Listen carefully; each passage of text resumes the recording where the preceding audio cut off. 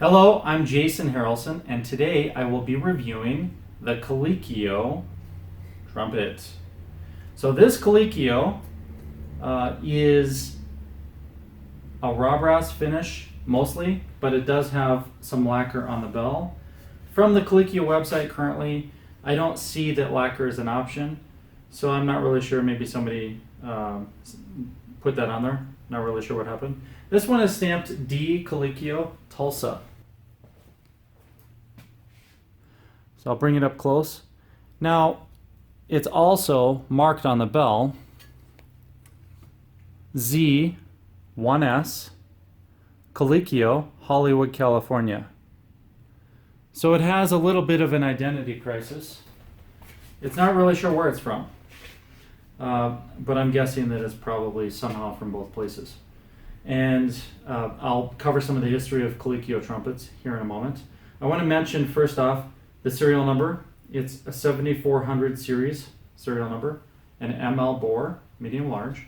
And we will go through and measure some things on this horn. We're also going to check various mouthpieces. So I've got 18 mouthpieces lined up here. We're going to check the gap on each one of those, just so you can have an idea of which mouthpieces might work well on the modern Colicchio receivers. And the reason I mention that is because the longer receivers that are out there are a few brands that do that, they can be a challenge for fitting specific mouthpieces. The last thing I want to mention is that this horn, when I got it, it came with two lead pipes. Somebody soldered this one on there, which is a number 7, and we have another one that was included as well. And if anyone out there is watching this because you are considering buying the horn, I just want to mention that it is apparent that there was some soldering done and there's some solder marks. So that's part of the deal. But in terms of the review, I just really want to cover the mechanics of this horn, measuring a few things, and the history. So the first thing I'll say is Dominic Calicchio was born in 1901 in Rome, Italy. When he started building horns, he was in California, Los Angeles, and he had a really interesting shop and an interesting life. And there's a video series, or there's actually 2 parts, of an original documentary on Colicchio that you can find on YouTube. And if I remember, I'll put a link to it in the comments so you can click on that. But I would recommend watching it. It's pretty cool. You can see Dominic in his home with his little foundry area and his bell spinning lathe, doing the solder work and the turning and the spinning, and it's pretty cool. So Dominic built the horns himself, and today they are made by John Duda, and John, I believe, makes them all by himself as well.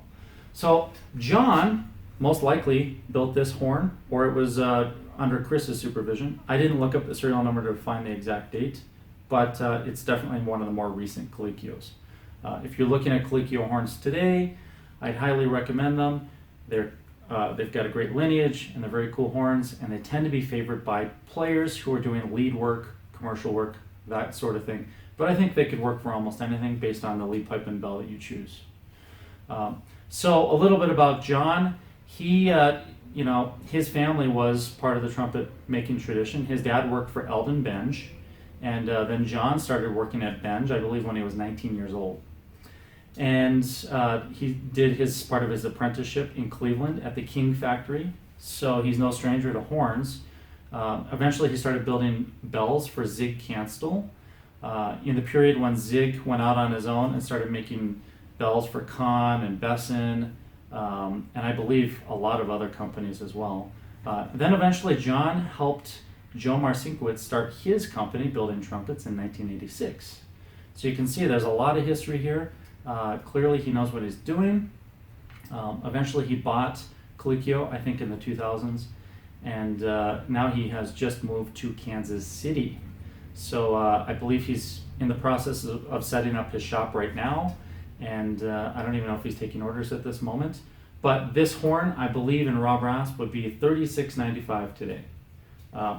Now, one question I have, if John watches this video or somebody else, it does have a Z stamped on it, and somebody told me once what the Z meant, but I don't remember. So if anybody knows, please put it in the comments. Let me know what that Z on the bell means.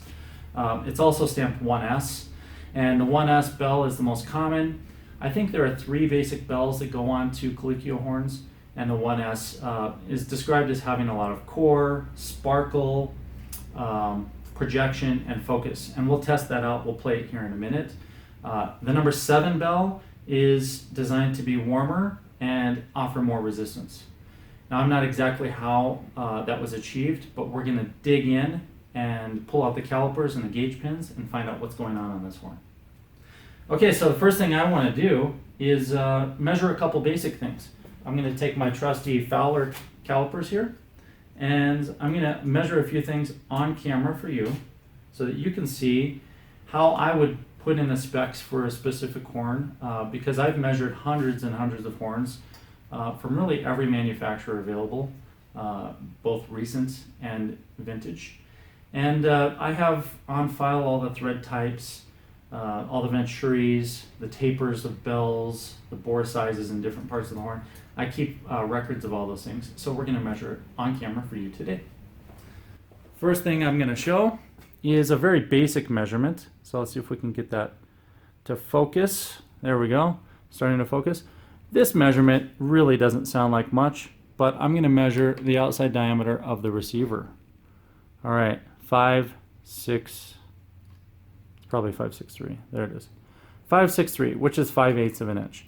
Now, I need to know that just because we offer mouthpieces and we want them to fit the horns. Okay, some other basic things you could measure and note. One, I could pull the second slide out and I could measure the inside tubes, which I'm going to do right now. And that one comes to 460. I'm going to measure both. Sometimes I see one is different than the other. And that one is also 460. So calipers are nice. They are a great way to measure things quickly.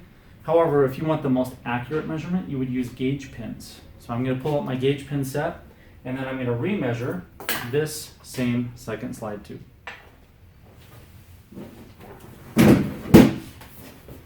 And this is a gauge pin set. So I have all the pins between 1/4 and 1/2 inch in increments of 1/1000 of an inch.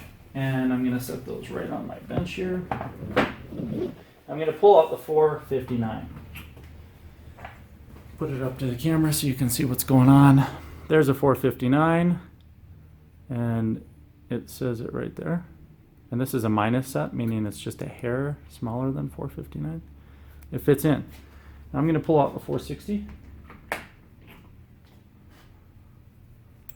There's the 460. And you can see I may not get it in there. Doesn't really want to go. So this may be a 459 and not a 460. And that is why you use gauge pins rather than calipers to get a final sizing. I can also measure these female tubes, so that way if I ever had to make a replacement slide for somebody, I would know the size of those. I'm not going to do that for you because you don't really care, but I am going to verify the bore size with the tuning slide as well, because I always measure at least a couple slides, if not all of them. So we're going to go back to that 460 and see if the tuning slide will fit. Okay, I'm at the top of the tuning slide. For some reason it does not want to focus. Come on. Okay, does not fit. We'll go back to 459. It's a tedious process to get this down, but it's definitely worth it. And 459 did fit. There was the top, there's the bottom. It's kind of a loose fit, so it could be a 460. Either way, I'm going to write down my findings, and then in the future I'll know what size tubing would be required for this horn. I'm going to put that back in. I'm going to put the second slide back in, and then we're going to measure a baseline to measure the gap. We're going to measure the distance from the end of the receiver to the inside where the lead pipe stops. And I'm going to do that with calipers. So here we go. I pull the end out, stick it in there, and then I want to hit the edge of the lead pipe and stop. That's my measurement. 1, 2, 3, 4, 5. Okay, that's a nice number. Now that I have that measurement, I can go through and put in mouthpieces, measure how far in they go, and you can see I've done this one already. I can put it in there and mark a line, which I've done right here, and then I can measure the distance from that, the end of the mouthpiece to here, and compare it to what I got for the length of the receiver. And that would give us the mouthpiece gap. So if you have a set of calipers, you can do exactly that. Now I'm going to push 0. And what I have done here is essentially created a way to subtract the difference. So I find that line, and I line it up. Let's see if I can get all of this on camera. These calipers are not designed to be left-handed. So here, and really that line was hanging over just a little bit. So I'm going to get it as close as we can. It's probably about there. There it is. And the number is 118. So that is the difference from the length of the receiver to how far this mouthpiece went in. And this is a Bach 7E, big letters. So the gap was 118 thousandths of an inch. That's important to note because an eighth of an inch is 125, so it's very close to an eighth of an inch. I've done a lot of studies on mouthpiece gap, and in general, almost all players play better and have better flexibility in slotting when their mouthpiece gap is under 100 thousandths.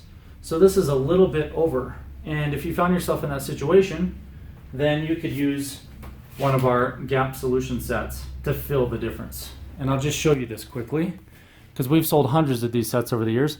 But these are shims that can fill in the space left between the end of the mouthpiece and the beginning of the lead pipe.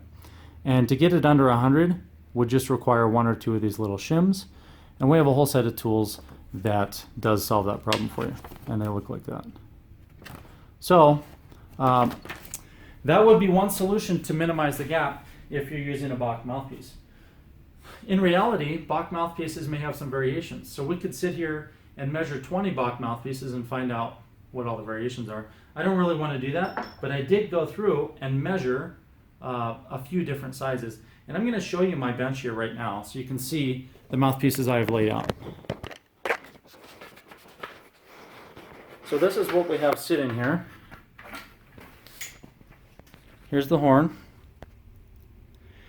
There's a few of my mouthpieces, and these are the ones we're going to compare today. So we've got a Bach Megatone, a Schilke, a heavyweight Schilke, a heavyweight Yamaha and a standard Yamaha, standard Schilke, heavyweight Schilke, lightweight Monette, standard weight, so on and so forth. Stomvy, Curry, GR, Stork, Marcinkiewicz, Warburton, Trent Austin, or Austin Custom Brass, Wick, Greg Black, and the Harrelson 5mm. So all of these are sitting here so that we can find the numbers that are going to give us the results of the gap setting. I've already gone through, because it would take forever to do this on camera, I've gone through and marked all of them. So you see the lines on there? I have the lines on every one of them because I inserted each one, like for instance this Monette, I inserted it into the horn, and then this one didn't seat all the way, so it took a little extra effort. And then I drew the line. See that? So I did that with every one of these mouthpieces. But I am going to measure the gap settings on the camera for you so you can see that yourself. So let me get this back up here.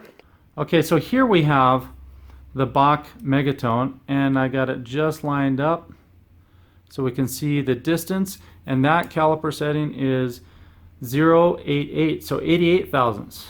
Okay, let's go to the Yamaha. So I'm going to push the calipers in again. We've got our offset, just verifying that's still correct.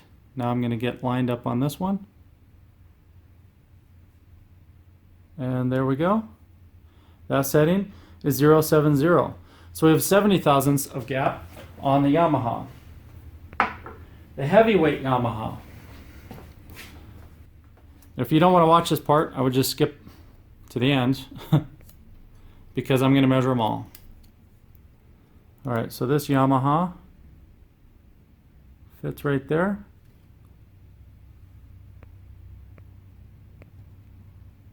All right, you can see this Yamaha fits right against the line. And now we have 57 thousandths. So you can see consistency is not there for the various Bach and Yamaha mouthpieces.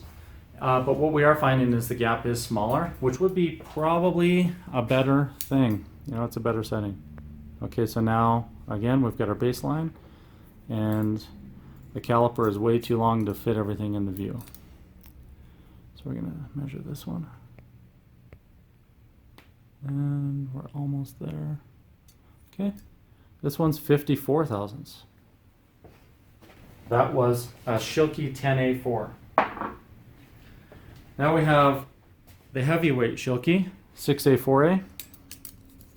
Let's get that back. I'll do it again.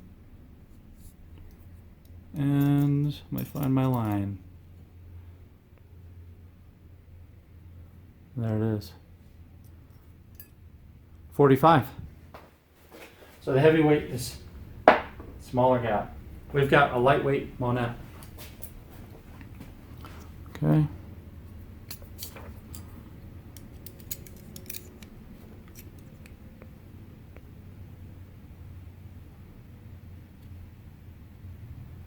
All right, right there. 149. So the Monette shank is shorter and it produces more gap, meaning you probably want to use a shim if you're playing a Monette mouthpiece on a Colicchio horn. We've got the standard weight Monette. Let me get that one lined up. It's close. Okay, there we go. That is 174. So even more gap with the Monette. If you're playing a Monette on a Colicchio, it looks like you probably have too much gap and you're going to have issues. And those issues could be really too much slotting and not enough flexibility. Okay. Got it. 90. All right, so that's a little on the high side, and that is a Stomby Flex. Next up is a Curry. This is a Sorry, I don't know that. a Curry 8.5 BC.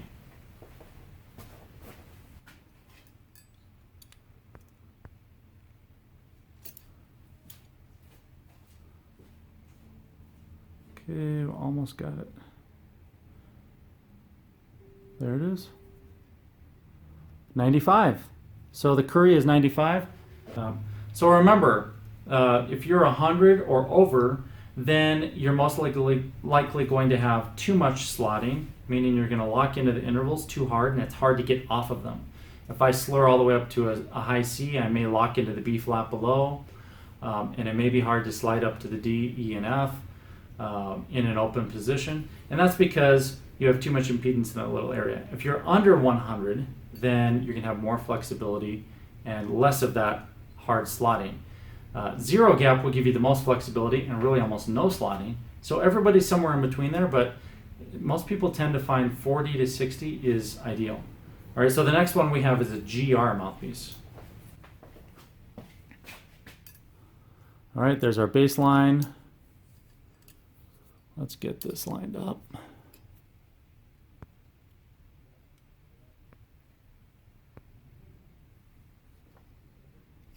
Okay, and that is 110.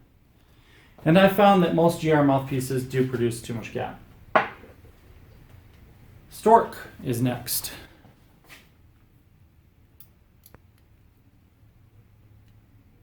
Okay. I need a smaller set of calipers for this video.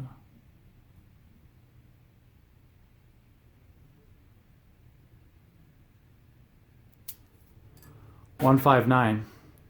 Huge. So that is a huge amount of gap. Marcinkiewicz.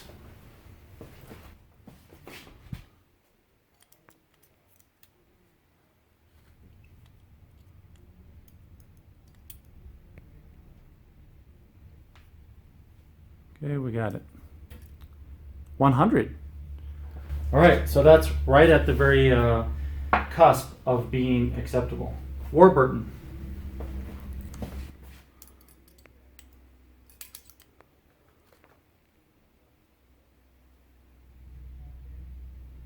Got it. 108. Austin Custom Brass.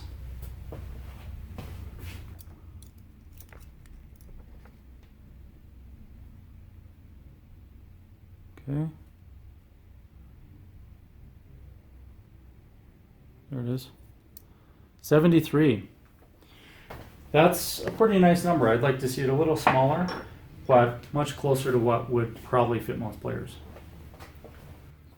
Dennis Wick.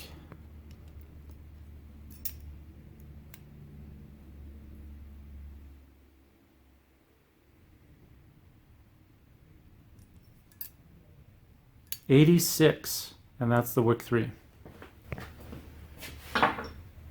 Greg Black.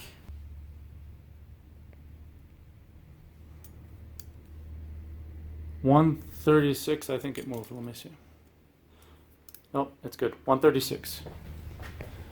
And then the last one is the Harrelson 5mm, and this is my personal mouthpiece.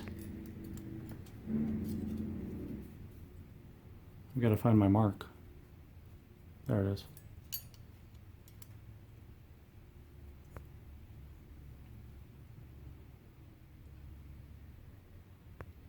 Okay. That one's huge. 185. So, if you notice, the Monette and the Harrelson were the largest.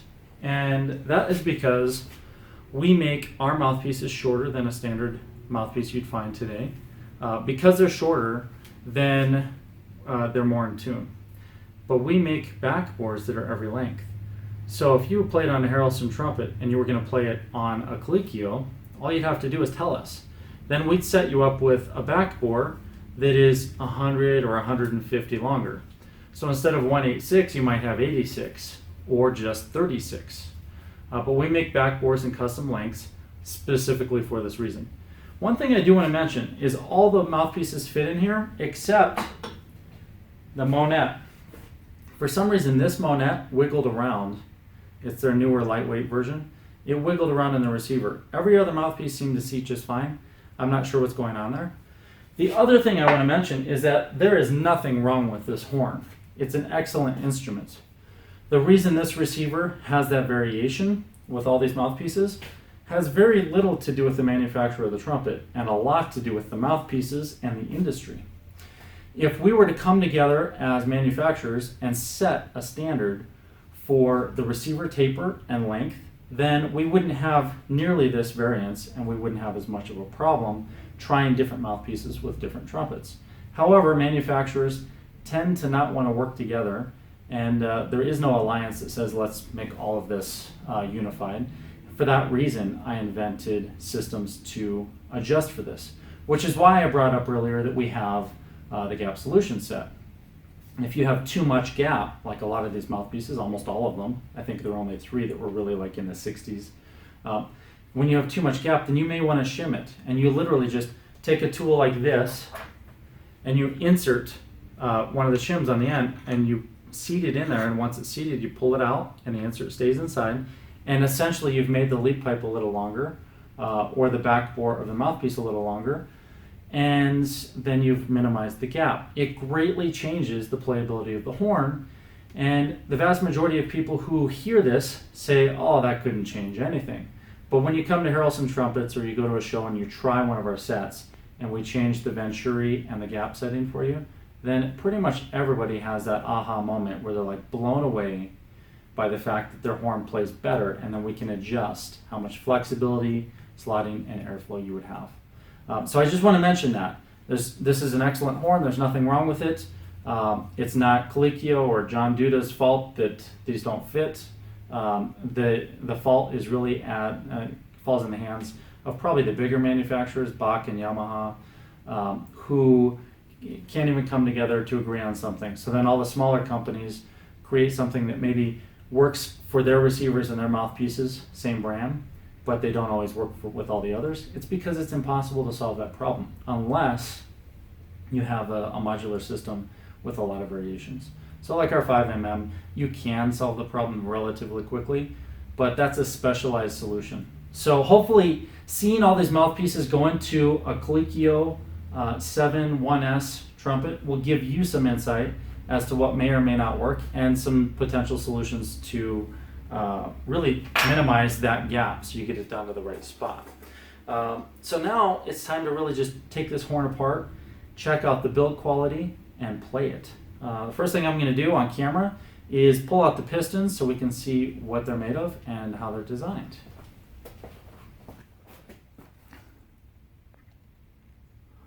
All right, so I'm going to unscrew the top cap on the first valve. So first thing I'll note is that top caps are a little loose, so they're probably never going to get stuck. We've got some kind of neoprene type felt on the top of the stem, and then there's another type of a felt underneath the finger button up there, if you can see that. And then the valve guides are external and internal. So it's an external system and it uses a large spring. This is part of the reason they're noisy, is because there's more surface contact rubbing around. And I suspect one of these springs probably rubs on that center barrel. But I find that this horn in particular does have some noisy pistons, so we'd have to adjust it to resolve that issue. The pistons look like they're Monel, and I like what I see with the valve ports because there aren't a lot of bumps in them, meaning that you don't have a lot of interference or added impedance in the ports. When you see a lot of bumps, they're sharing space in the ports, and then that can cause other issues. Some other things about the horn, let's pull off one of the bottom caps and look at those. Everything tends to be fairly lightweight on these horns. I look here on the bottom of the valve casing and make sure that that has enough meat to it. In other words, it's thick enough that you're not going to experience damage over time. The really thin threads sometimes will deform over time, and then they can cause your valves to stick. I like this round coupler. You can see that he's using nickel slides for the outers and brass on the inners. And that is a preferred method to do nickel and brass because the nickel is harder and the brass is softer, meaning that when you lap them in, typically they're set to go for many years. If you had brass on brass, they will continue to wear each other. In this case, the nickel tends to be really smooth and you don't have that lapping action over time, so they don't wear out. We've got standard water keys. He's got O-rings for little bumpers to stop the noise when you open and close the first and third slides. Like I said, it is a medium-large bore. We did measure that. He's got the standard bracing that you see on most horns, which I call S braces. Some people call them Z braces. They're really just wires that are pressed into that shape.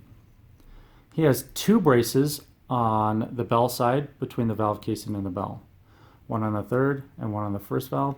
And then, as is standard with most manufacturers, he has one small brace between the second and the lead pipe. Pretty standard there. He's got a screw stop for the first and the third, and they are standard screw stop mechanisms, not some other device. And the tuning slide, when it's pulled on this horn, pulls way, way out to the point where you knock the bell. I'm not sure I'm a fan of that. There are other ways to avoid that issue, but I'm sure it works just fine. It's just a matter of trying not to dent your bell when you pull it out. All right, so we're going to play the Colicchio, which is the 7 lead pipe and 1S bell. I'm going to use my 5mm modular mouthpiece. It does have too much gap, just like we determined, I think I could probably overcome that in this video. If I can't, then I'll put a shim in.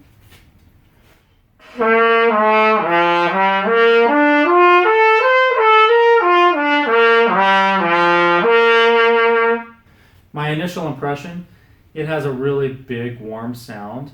It doesn't spread, it is focused, just like they say on the website for the 1S bell and the 7 lead pipe. And overall, it feels nice and open in the lower register.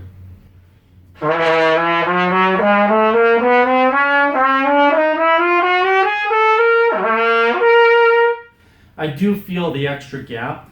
I feel it locking in places where I wouldn't expect it. So I'm just going to be a little extra careful with that. Let's do the mid-range.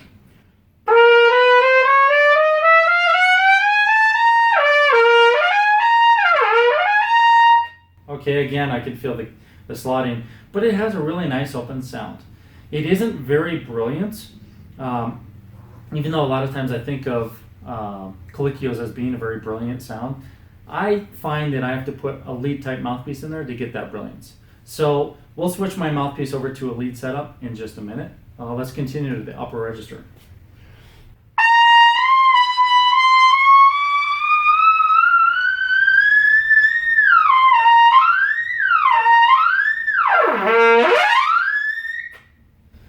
Overall, most of the notes lock in just fine.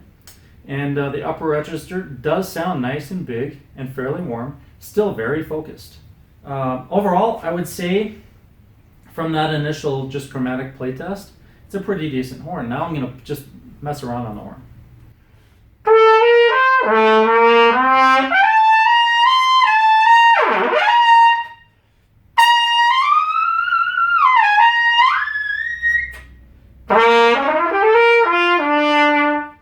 The valves feel less responsive than I would like, and they make some noise.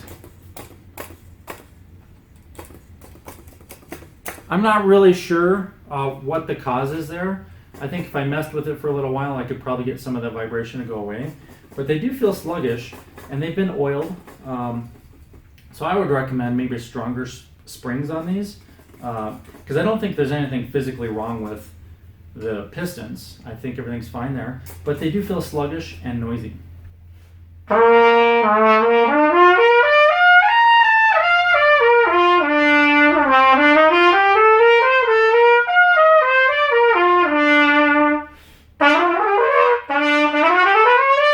Yeah, it's easy to be faster than the pistons coming back up.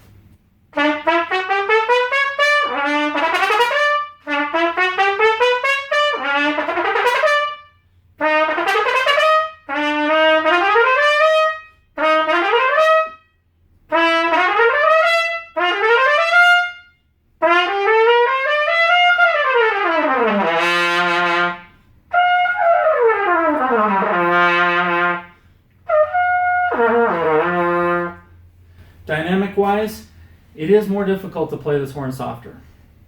It wants to be, I feel like it wants to take a fair amount of air, and my nose got vibrated there. Whew. And it feels like it wants to take more air and be pushed to that edge where it starts to get a little edge to it, to the sound.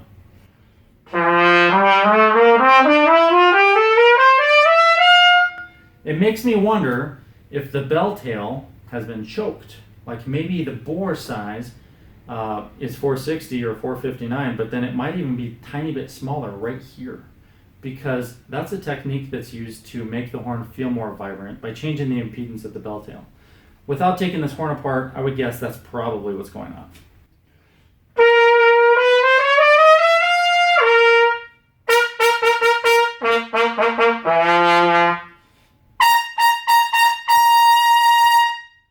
Yeah, if you push it really hard, it has a little bit of a zing to it, and it just has a nice feeling in your hands of a lead horn. So now I'm going to change my mouthpiece over to a lead setup so we can then test it using something different. What I'm going to do here is simply, I'll put this up here. I'm going to take my mouthpiece and remove the rim, take the cup and throat out, and I'm going to put this cup and throat in. So this cup and throat are just a hair smaller in the throat diameter, and they're compression setups. So it'll give me more front end to the sound, and we'll see how that turns out. Okay, so I just swapped the parts, and now I should be back in focus. Let's bring it up close so you can see the difference. So my cup is more shallow, and it's a compression cup and throat. Otherwise, everything else on this mouthpiece is the same as it was 30 seconds ago. So now let's play it and try it again.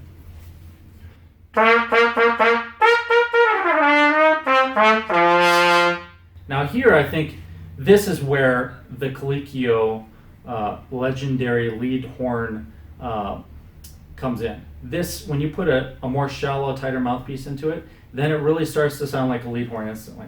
And the previous version I had was not really deep, but I wasn't getting that out of the horn until now.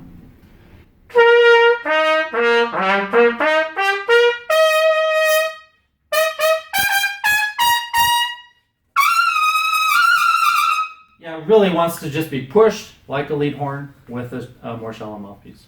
So I can feel it. I'm going to mess around with it for a minute, and then I'd like to hear from you, your experiences with Colicchio trumpets and maybe different mouthpieces, and what challenges you have overcome. And tell us your great stories about what you've learned from playing Colicchio, or maybe you knew Dominic or John or Chris or anyone else that's been involved. Maybe you were there when John worked with Joe Marcinkiewicz. Whatever it might be, or Zig Canstel. Share those stories below. I'd love to hear it, and connect with all of you.